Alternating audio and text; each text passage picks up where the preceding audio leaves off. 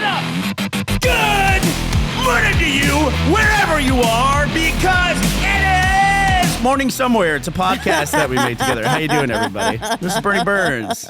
And right over there is Ashley. How you doing, Ash? Yeah, good morning. It's good to be back with you. It's been bleak. Great. It's our Blaine week. I want to point something out, and I'm not calling anybody out, except for all the people I'm about to call out. Every guest is given the option of shouting the morning somewhere. I've given that option to each and every one of them, and they've all gone, nah, not me. And Blaine was like, Yeah, I'm going to do it. put me in, coach. I got this, bro. I got this. Hey, I love that guy. He's a wonderful, wonderful guy. It's been so nice to be able to spend some more time with him. you turn my headphones down over here? Like, I give you my station for one day, and everything, all these settings are all different.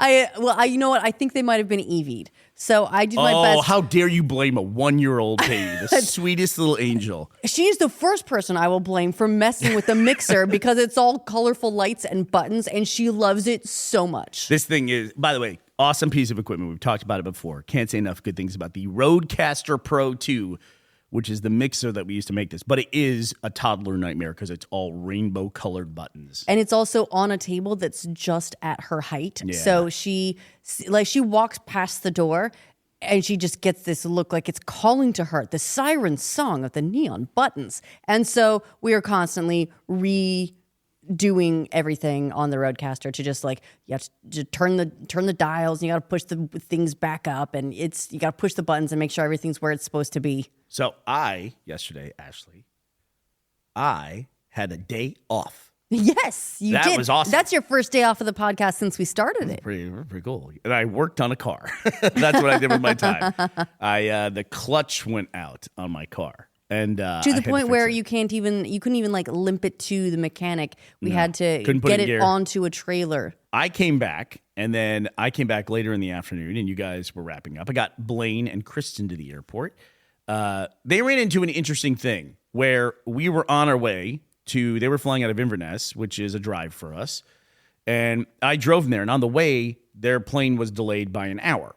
Like, let's say they were leaving at 3:30, and then it was delayed to 4:30. So I said, there's a couple other places we could stop on the way. One of the places we stopped was to get them McDonald's because they wanted to see how different McDonald's was in Scotland. Maybe Blaine can report on that. Only the best cultural experiences for our guests. That was one of the things, keeping it relatable. That was one of the things. They also tried British strawberries. And I said, listen, I'm Go USA. And Blaine goes, yeah, Go USA. And I said, but British strawberries are phenomenal. Let's stop at this little like fruit market that's got these things. Like, it's a fruit farm, and they just have like a farm store. That place is fun. It's because you can pick your own. It's called Hardmuir and Hardmuir, and you can like go in. They've got these polytunnels. You get dizzy from the rows of berries, and then we get what we call berry blind, where you can take in like a little bucket. I call it that. You take in a little bucket, and even if you're like, we're just going to get a couple, and then we're going to go, kids, and then you start picking the berries, and you can't stop picking the berries. You just get this tunnel vision where you can't stop. Like, it's incredible. They'll usually it's seasonal, so they'll say like right now you can pick strawberries and you can pick raspberries. So you get 2 of the little buckets for picking strawberries and picking raspberries. You come out of the strawberry tunnel and you got 2 full buckets of strawberries. Like, we were supposed to save one of these for raspberries. And at the end of the whole thing, you weigh the strawberries, and it's hilarious because it's all kids, and the kids are going up and putting their buckets on the thing to be weighed by the farmer. But the kids are like, from their mouth down to their toes are just berry juice because they've been eating berries the whole time. Like, Finn's white shirt is just covered in juice, and everybody's laughing. They must jump up the price. Oh, they absolutely do. Kilo. I feel like that the experience and the eating berries as you go is kind of priced in. It was great, though, because they were very skeptical, and they thought we'll try a British strawberry. I had to stop at that place on my way back through because they just demolished the entire bucket of strawberries. They did. But then I got back to the house. This is all heartwarming, but it's about to take a dark turn, Ashley. I got back to the house, and I got on our computer. If you share a computer with anybody, we've talked about this before. Like, I'm sitting down to my console here, and I've got to redo all my headphone settings and everything. Not that I'm counting, but I counted 13 unsaved open files across all like like the sound mixer that we use, everything. How do you walk away from a computer and not save anything? Here's what happened. I saved what I needed. Okay. How do I know that though? Because I'm going to close this stuff. It's like, do you want to save these 12 open projects? I'm like, I don't know. Okay, if I want to save them. I didn't close all that stuff. This was my first time editing the podcast without supervision. And so I did it. I did the mastering. I just saved the thing and then import the thing and then do the release master. As you've showed me. Power dynamic there. You've been doing this for forever and you've got all the experience. And so I'm sitting down hoping that I do my best, but I'm not going to close things because I don't know if I saved what I needed, but I don't know if the other things are needed or not. So I left them and then I took a break and then you went in and helpfully closed it all for me. So it worked out great. No, it's still open up there. I'm too scared. It's like when you go to log on a computer, it's like there's somebody else on the computer and you're going to kill 4,000 of their projects or something like that. I just get too scared. I would not want to be responsible for erasing someone else's work. And I know what you mean about doing it because I have a degree in computer science, which is basically a degree in programming. And then when the rare occasion when I have to make the link dump, which is what you do for the podcast, I'm like, Ashley, can you show me how to make the links? So embarrassing. It's just, when we have this division of duties where we each handle different parts of the podcasting process. And so when I have to take on yours, it's very intimidating. Yeah. Is this the dark turn? Is the dark turn that there were unsaved files on your computer? Well, this is like the sorbet that's cleansing the palate from the lovely visit and the strawberries and everything. Because I do want to talk about something that's going on in the world, which is also making its own kind of turn. This attack that happened, or operation, or whatever, you have to be careful about the words you use, where Israel invaded the supply chain of essentially the Hezbollah communication devices, where they detonated the pagers. I think that's the last time you and I talked about it. Then, between the time that we talked about it and our next podcast, then the walkie-talkies had detonated, which is an interesting tactic on its own. And there was a lot of, we were talking, and I was talking when this happened. You think of all the ways this could have gone wrong. And now there's been a little bit of turn about the way people are talking about this, because now they're saying that there's estimates that 1,200 high-ranking Hezbollah officials have now been either lost a limb or lost their sight. I think because it's higher of this than attack. that. I think it's 1,500. Is it up to 1,500 Yeah, now? so... how would they even know for sure? And even Right. some people high up in other governments, like ambassadors to Lebanon, have been revealed because they are injured for Right, one of these things. Suddenly missing an eye. Yeah. Explain that. Although I do have some sympathy for people who maybe just this was a bad day for them, and they dropped they dropped a rock on their finger and smashed it, and they had to get amputated. And now for the rest of their life, there's going to be people being like, yeah, right. And they're like, Oh, no, you mean unconnected? No. Yes, completely unconnected. That would be a bad day. They keep getting invited to meetings, and they're like, no, this was an accident. And everyone's like, yeah. Well, or weirdly enough, in some circles, depending on which side you fall, it could be like stolen valor, Like you could potentially injure yourself in order to make it seem like you were a part of it. Here's phase 2, all right? Since this was the most insanely convoluted movie plot of an operation, stage 2 is they're going to send in amputees to infiltrate Hezbollah. Yeah. But on a serious note, I know when people get on these mics on podcasts, they're supposed to be experts and you're supposed to have a definitive opinion, and put that out there. But I think this is one of those things where I'm trying to figure out, how do I feel about it? I'm trying to work through that. And I'm curious if other people are going through that as well. I'd like to see in the comments, because we do have, I feel like we're very fortunate. I almost don't want to talk about it sometimes. We have a very measured, professional kind of audience that listens to this. Like grown-ups. What was the thing the other day where we were talking about something? It's like, I worked on this project or I worked in this field, and it was something that was I think it happens all the time. It happens all the time, but you might specifically be talking about genetically modified food, right? And people that was one saying of them last week. Yeah, I work in this field, and this is how this is done, and there's all kinds of processes and so on and so forth, and it's very insightful. So I really enjoy reading insight from people on on our subreddit because there are a surprising number of times where industry experts about whatever we're talking about can weigh in and offer additional insight. And it's great. It's really great. So I'm curious what people think about it, because we can sit here because we understand what pagers and walkie-talkies are. We can understand how that could go wrong and the wrong person could have it. When I step back and look at it, though, war being a thing, removing the horror of war for a moment and looking at it objectively, if you fire a missile from 2,000 miles away, that's not a targeted attack. That can go horribly wrong. You can pretend like it's targeted because you're hitting a specific building or something. Or if, you drop 30 bombs out of a B-52 bomber, hit that switch, that's a lot of collateral damage that comes along with that as well. I think it's safe to say, I feel like, war is a thing that is usually instigated by a very small group of humans, and it affects a lot of other humans. And I think the ideal situation for a war would be if these politicians want like more power or more influence or more land or whatever it is, if those two groups of people that seem to want to drag the rest of us into these horrible, bloody conflicts, if those small groups of people could just meet in a field and kill each other, that would be great for everybody else. Right. And this is the closest thing besides an assassination that I could think of like that. Yeah, so it's starting to feel like that to me. Certainly curious to see what everyone's feelings are on this at the moment. How do we feel about this? But it's obviously a tough, dark topic, right? Yes, definitely not an easy thing. And it's not the only very serious thing happening in the world as well. You sent me this morning, but according to CNN, India has confirmed their first case of the deadlier Mpox strain, the one that has been going around, has popped up here and there.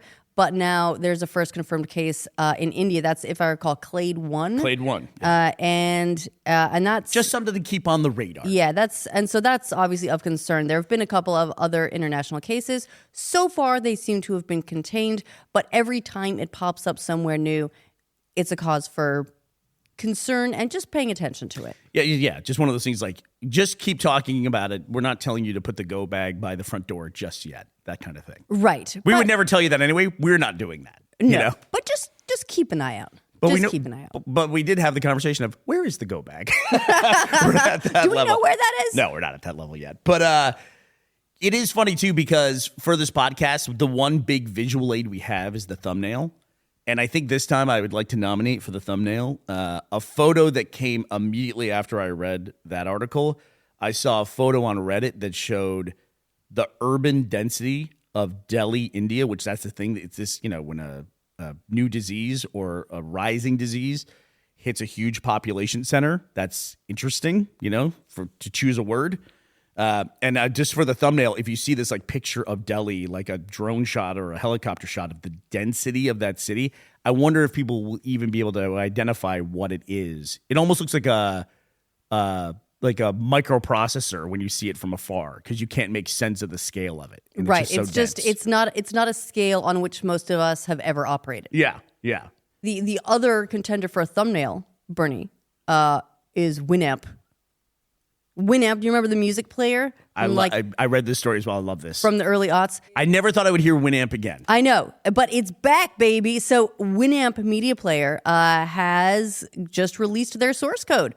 This was like the iconic music player of the early aughts. It was, in my opinion, it did such a brilliant thing. It had these Winamp skins. So you could create these skins and make it look different, like it look how you wanted to. And I feel like there was that time where, and this was like this very specific window where you'd get your very customized wallpaper, and you get your Matrix background, your screensaver, right? And then you'd have your Winamp player with the visualizers. Dude, the skins were crazy. Did you have a particular philosophy of applying a Winamp skin? Well, first of all, yes, it was as many as possible, and I had dozens of Winamp skins, and I'd have them all saved in a folder. And whenever I changed the wallpaper on my computer, then I would also change the Winamp skins so that it all looked real nice together. I had a thing though when I would see other people's Winamp players and they'd apply to skin. If it changed the rectangular shape of the Winamp player, it almost looks like your stereo deck in your car dash. That's the default one. if people change it to like a circular one or something like that, or like ones that look like bubbles. Yeah, or they had cutouts or whatever. I was just like, what's wrong with you? That's horrifying. But you could do whatever you wanted to, you know? And then you get on somebody else's computer and like close 55 unsaved Winamp files.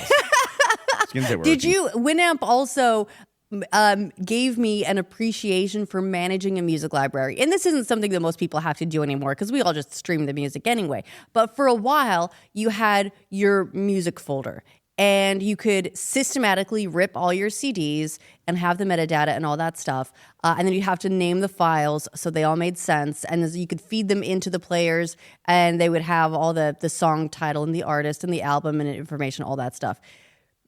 There were some people who thought that was silly and way too much work, and they would rip track 1, track 2 of what album? I don't know. Oh, God. By who? Doesn't matter. I know who it is. I've got it all on shuffle anyway because I'm a complete psychotic. But it gave me an appreciation. I had a program that would go through, and I could set it to read the metadata from the files and then rename the files themselves so that I had this just immaculate library. This is why I love you. And a lot of this was to do with like Winamp, because then it was like organizing and figuring out like what do I want to pull in and what do I want to play.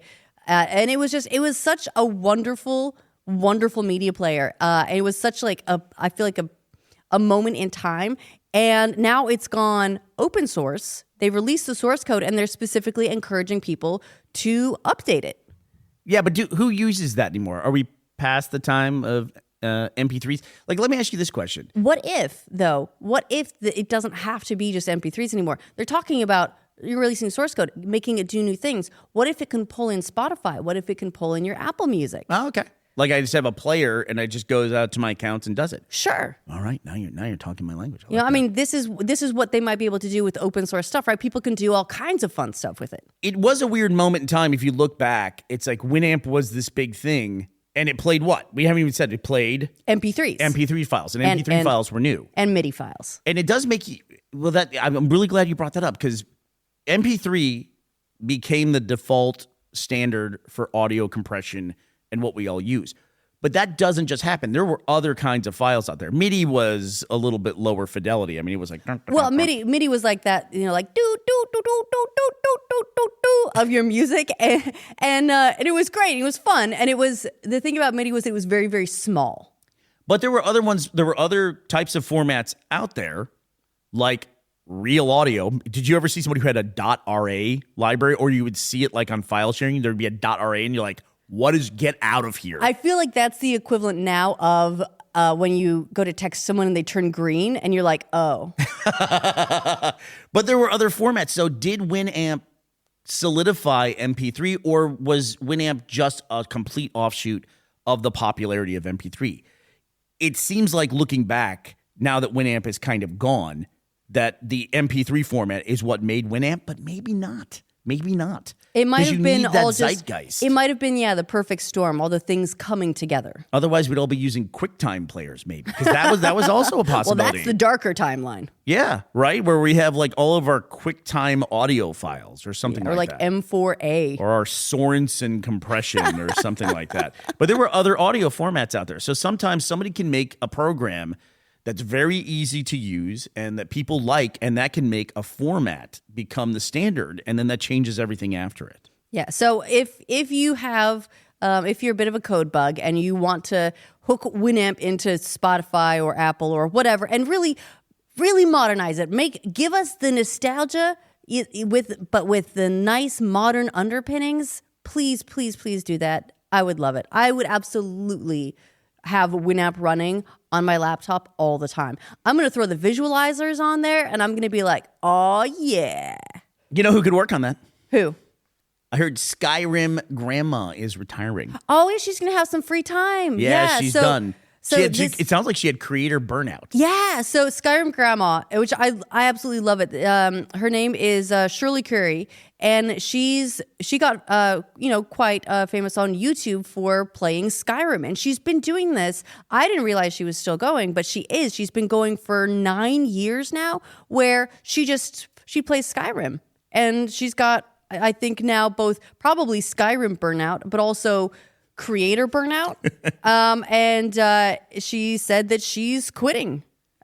She had a quote in there where she said she literally walks into her, paraphrasing here, she walks into her room with her computer and she sees it. And she didn't say this, but I know that feeling where it's like, when you hit that point, it's like, I've got to No, she gotta did make say the that. donuts. She said, I walk in here, look at my computer and think, I've got to make a video today. And then I just shake my head at myself and say, I don't want to. I have no desire to. And I walk back out. So she's hit that burnout. And so my advice to Skyrim Grandma is, girl, do your thing. Consider moving to the middle of nowhere and buying some chickens. It worked for me. My advice would be, you're old. Heroin. It's time for the hard drugs. Honestly, what's going to happen at this point? Take up skydiving. I mean, you get to a point where you're like, let's just live to the max. Yeah, this is not financial advice, by the way. Not financial advice. But I've always said, when I get old, and you and I talk about this sometimes too, you have these little inside jokes you have with people that are actually affirmations in a weird way. When we talk about being older, I've said this in the Rushi podcast before. It's I feel like I almost don't want to play any more video games for the rest of my life and save them all for retirement. Because why not just play video games all day? Well, the good news, Bernie, is that you can still play video games all day, and I guarantee your list of things to play will still get longer. Right, that's a good point. The backlog will continue to grow. Yeah. Right. And I doubt I will be Twitch streaming as she is. She's a Twitch streamer, I assume? She's YouTube as far as I know. I'm not okay. sure if she ever expanded into the Twitch. She doesn't strike me as one of those thanks for the sub, buddy, kind of Twitch streamers. But you never know. But You never know. She was keeping it fresh with Skyrim anyway. My inside joke that I would make when we would deal with creator burnout, some of the older guys that I worked with for over a decade, we would reference this Dunkin' Donuts commercial if we got in a rut or something like that. And it was a commercial, do you remember this, where the guy would wake up every morning and say, time to make the donuts, and then it would be him. I do not remember this We'll have commercial. to link in the link dump, but he would go out every morning it's donuts, so it's 3 a.m, and he's like, time to make the donuts, and he has to make donuts every day for everybody else. And I guess the commercial was, we make the donuts so that you don't have to. I see. The donut grind is real. Yeah, the grind, right? And the rut. And so sometimes we would say that to each other if we realize we're in a rut. It's time to make the donuts. I'm like, oh yeah, we can't get like this. We got to stay fresh, But we were just at Megan Gav's wedding, and we were talking to a lot of people that have been making content for a long time, and everyone actually seemed really energized. It was lovely to see. It was great to see everybody. It was usually when projects end and things like that, you're one of the worst questions in entertainment is, what are you doing next? People will ask you that when you're working on something, when you're promoting a movie. They'll go, what's next? So what's next? This is it. Right, this is what's next. It's not done yet. People mean well with the question. Yeah. But it's a hard question to be able to answer. Which is typical entertainment, which is project-based. We were in a weird thing for a long time, pretty unique, where it was employment-based. So everyone kind of knew what was next, the next workday was next. But they're now in a position where it's not like that anymore. And everybody's doing great. Everybody's doing great. It was really cool to see everybody and see everybody vibing. Yeah, and seeing everyone follow their own process forward. Yeah, and sometimes that's just what you need. You need a creative shift. Quit doing Skyrim on YouTube. Get chickens instead. Zhuzh up Winamp. The possibilities are endless. Exactly. Save your files or don't. Live on the edge.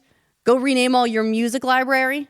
We should make a Winamp skin, you and I. Let's see. We have no artistic ability. At least I don't. You have more than I do, but we can make our own Winamp skin. See. All right, we'll figure it out. Now that it's open source, we're going to get on the Morning Somewhere Winamp skin. You hit play and it just yells at you. Save your files. All right, before we go, I do want to say thank you to our sponsors today, Bryce Kunstman, Sugotoloki, and Mufaka. Thank you for sponsoring this episode of our show at patreon.com/morningsomewhere. We'll have some stuff to talk to you guys on the Patreon about this weekend that I hope you'll be quite excited for. So please, State of the please Union. stay tuned. Last week on the Patreon, I had a discussion with Nick Saldana. So this week we are playing Saldana family music all week long, and so we'll leave you with that. All right, well, that does it for us today. Here is the Crayolas with Can't Take All of Your Line. We will be back to talk to you tomorrow. We hope you will be here as well. Bye, everybody. For sure.